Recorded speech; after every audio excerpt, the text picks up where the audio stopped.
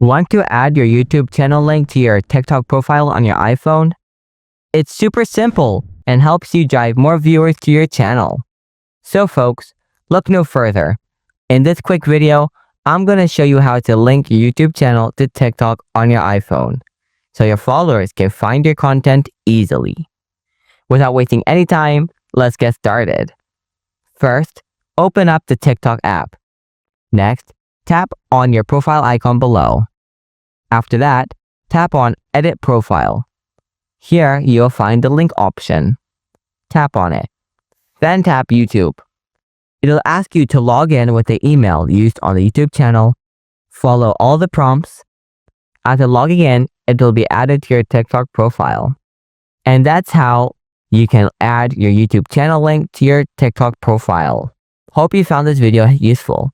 Don't forget to hit the like button. If you have anything to ask, let me know in the comment section below. Thanks for watching. See ya.